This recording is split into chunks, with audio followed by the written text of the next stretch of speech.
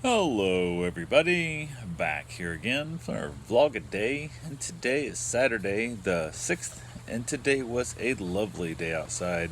A little bit of wind, actually, a lot of wind, but overall, beautiful day. Temperature's a little chilly at this time of year. It's kind of our spring. We're still kind of having a little bit of holdover from like winter, cold temperatures and whatnot. So, didn't have the house open. Had one window open on the house, and that was it. Getting a little fresh air in the kitchen, and didn't want it drafting through because, like I said, it was pretty windy, so it was making it a little bit chilly on the side. So, got up this morning, woke up way too early. Spent all week getting up, a little after 5 each morning this week because the puppy I'm watching. And once my body kind of gets in that routine, no matter how late I stay up the night before, I still usually end up pretty close to the same time. It takes me a while to get back into a later sleep schedule, which one of the things that really sucks when I travel out of time zones. It really I'm not a big fan of that. So, definitely. Not the greatest. So got it this morning though. Wanted to go ahead and basically I headed out to the hot tub, trying to keep the noise down and stuff, so the dogs didn't, wake up Karen or nothing, whatever. Had the dog outside and whatnot. Then headed back in with the dog. Stayed out in the hot tub for I don't know, probably almost 2 hours out here forever, letting her sleep in quite a bit. She finally got up. I got back in. We went and did some yard selling. In the process of doing some yard selling, we just kind of nothing major. We never really out for anything. We're just kind of out killing time and seeing what everybody else has. And every once in a while you'll find something you want. But for the most part, it's just can't really go to restaurants, can't really go out, can't take cruise weekends. This is like our poor ass little cheap ass hobby of window shopping, but we don't want to be inside a bunch of buildings, so we can basically walk around somebody's driveway and look at their junk. So from there, went and did some open houses. Nothing great. It is not a big deal. We're kind of, I don't know if we're still in the market anymore because we found a house that would work for us very, very well. We wanted that Karen shut down because of things going on with her dad. And then I found a house that on paper, I didn't go look at it because I was like, if you're not willing to write a full price offer, I didn't want to look at it because where we're at. And she never agreed to let me write a full price offer. So I don't know if we're out of the rental market as well. I don't know what's going on. So that right there is what it is. But yeah, dealt with that. We talked a little bit about the stock market together and stuff because stock market has been shitting the bed lately and dropping down. And for the first time since I started, I don't know what, 8-9 months ago or hell it was 6 months ago or hell I started. For the first time, I actually have less money in there than I put in there, which really sucks because I was up like 6 grand, I think. Excuse me.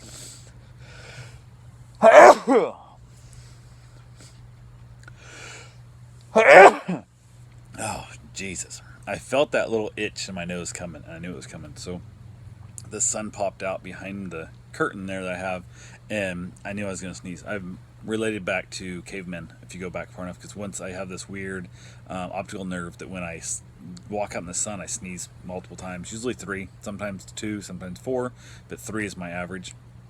And it just they're violent sneezes. But it falls back to in the early caveman days. You try not to sneeze in the cave because there's no sun or nothing to kill the germs. So when you walked out, as soon as you walked out of the cave, your eyes would see the sun. You would then sneeze a few times, clean out all any bacteria, any germs, anything inside your head, inside your nostrils, and whatnot, and empty that out outside your lungs. Kind of exfoliate that and vanish that from your body out where the sun is, where the sun could then kill those germs and bacteria and whatnot that would come with said sneeze. So that's what it's. I could edit it out, I could start over, but I'm just lazy and what the hell. This kind of gives me a chance to talk about the fact that I'm a caveman in my history. So technically, they say that anybody else that has that multi 2 to 4 sneeze, usually 3 is the average. Then we're related also to cavemen. So they're kind of like that little tie-in to. It's kind of like people who can roll their tongue. If you can do that, also I guess that's like a genetic thing that it's passed down through that. Some people can't do it, and I guess it falls from father to son or something like how it goes down. I have to look it up again. But there's some people who have found out that their mother had an affair when one of them can and one of them can't roll their tongue. So it's kind of an interesting little dumb little thing they have. They went into DNA, found out, guess what? Dad's not my dad. And so yeah, it is what it is. So yeah, that was kind of an interesting thing. But went ahead from there. We basically kind of just did what it was. I got back here to the house. We had a meet and greet scheduled. Actually, it was scheduled for yesterday, and they pushed it back, and they wanted to do it today instead. Whatever. I don't want to do this. So they came over, brought their dogs over. A couple dogs. There's a bulldog, and then like a I don't know Shar-Pei thing. I don't know how it was. one of those wrinkly face dogs, not the ones full wrinkles, whole body, but the wrinkly face. And dogs did all right. They were super stubborn, not very well behaved. And I was like, whatever. It's money. It's not that big deal. We'll go ahead and we'll watch them, kind of thing. No big deal. And then I also had another dog meet and greet. We was trying to schedule for two big dogs, a pit bull and a I don't know what the other one was. I forgot what it was. American Bulldog now, I think it was. And I was like, they were going to kind of overlap. So, like, let me meet the dogs. These two were a little bullheaded, but they didn't seem aggressive at all. So I was like, okay, if the other ones are super just kind of bullheaded and not aggressive, I'll take my chances and see how they work. And then I have the puppy also next week as well. But we'll see what happens there. They went ahead.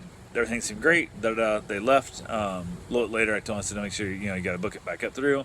And then they told me, we found a place that's actually like closer to our house. It's less than a mile away, so we're just gonna go with them instead. Like, okay. And it was funny because I think I know which one they're talking about. And that person's out by their house, doesn't even have a fenced yard or nothing. So I don't know.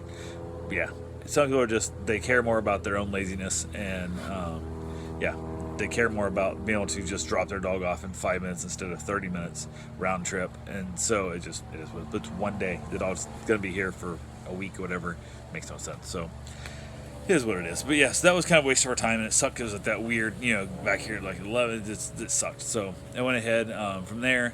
We had a couple of little things done, nothing major. I went and get my run in, decided to lay down and on the couch and watch. There's a movie called The Dig, and it's basically about a guy who finds artifact on a lady's property. I think it's over across the pond. It's very slow moving, very heartwarming movie that I didn't really know anything about. It's called The Dig, and I'm like, whatever, let's see what it is.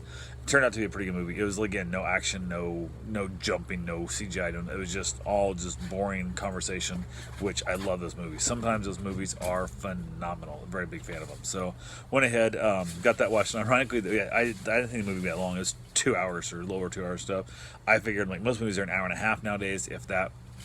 Knowing I had the dog coming, Zoe was coming over, and I was going to drop the dog off. So I'm like, okay, cool, no big deal. Hour and a half. The dog won't be here for 2 hours. 2 hours, actually, 2 hours, 15 minutes, like that.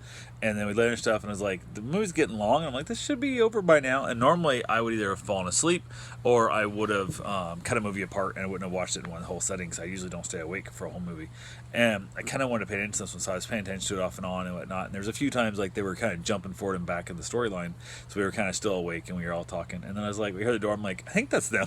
So I look at them and I'm like, yep, they're here to dog off. So we're literally on the couch, still kind of semi almost napping, but just watch the movie. So we hop up real quick, run and put the dog in the back room and stuff. Everything's great. Zoe's been here before. I opened the door up for the lady, and she kind of goes to step in, and Zoe shoots past her to the point that literally pins her against the wall because the husband was back closer to the driveway, and the dog's trying to come in the house. The dog is just so bad wanting to get in the house to see it, smell anything, and play with Bruce and stuff, play with me, that literally is like pinning her against the wall. It has to leave a bruise on her leg. Had to have. Like, this dog literally has her trapped, and the husband's like, not know what's going on. He's trying to hold the dog back instead of falling forward and getting out and relieving the pressure off the way. But nope, just pin it all. So I have to literally reach down and grab the dog, push the dog back, who's fighting, trying to get into my house, and unhook the leash in the center end. So the leash went loose then, and then the woman wasn't hitting against the wall. I was like, she goes, I was all worried she wasn't gonna remember this place. I was all worried she wasn't gonna have a good time. And look at this, she almost killed me trying to get in here. And I'm like, oh yeah, she's gonna have a great time. She's a good dog. We've been here before.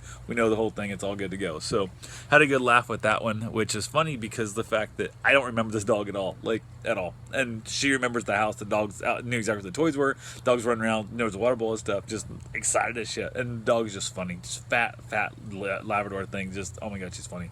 But it's great. The dog mirrors my house, and I don't know the dog, but the dog's probably been to my house to be, dog watched, and I've had hundreds of dogs come through, so it's easier for me to forget them than it is for them to forget me. But got done with that, came out here, let the dogs play in the yard for a while, and yada yada, all the fun that comes with it. And then decided, I was like, I kind of want pizza. I've been kind of craving a pizza for a while, so I looked up what's pretty much my favorite pizza around here. Fortunately, around here, there's not good pizza in this. Oh my god, Florida's not a good pizza state. At least not the East Coast thing is not pizza friendly. Around there, looked it up and like, it says permanently closed. I'm like, what the hell? So I went ahead and I called the number to see what's going on. And it turns out, I guess a new guy bought the company, bought the business, whatever. And the other company that was working for their web thing is basically pissy because he didn't want to pay them their fee they were paying for marketing. And they put him in as permanently closed on the app and stuff, and who the hell knows. So, or the pizza, he's like, oh, you're gonna have much better ingredients and much better quality. And I'm like, do you still do the chicken bacon ranch? Like, So he's like, oh yeah. I'm like, okay, cool. So I order it, so blah blah whatever. Got head over there, basically drive straight to it. Get there, and I don't like the guy. I don't. There was people standing there talking to me and stuff, and just the way he's talking about things. And the pizzas are all going up, $12 a piece. And he goes, no one's like, oh yeah, because of the cost of things, COVID and stuff. He goes, nope, I just want to make profit. I'm going to make an extra $2 a pizza what that guy made. And blah blah blah. I'm like, and so you're just that blatant. You just tell people like, nope, I want an extra $2 a pizza. And I'm like, where there's a lot of people they're still struggling. Some aren't, and I'm like, that's kind of bold statement. And I just the staff that I don't know, there's a lot of things the way he talked to me on the phone, they call it stuff. I wasn't a big fan. Yeah, I'm gonna give it 6 months or so. I'm gonna probably set a reminder on my phone. Hey, go back and try them out in 6 months. And until then, I'm gonna have to keep looking for a new pizza place, which sucks because I've hit every pizza place within 35 minutes of me.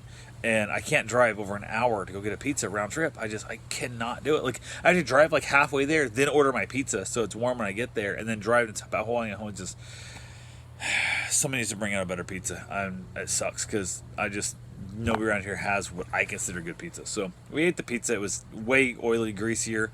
They didn't put the wax paper underneath it, so the box is just disgusting. And it's just, it's definitely, the chicken was chewy as hell. Like, he supposedly owns so much better ingredients. I'm like, go back to the shitty ingredients then, because this stuff sucks. Like, he burnt the pizza. The pizza's over fucking cooked.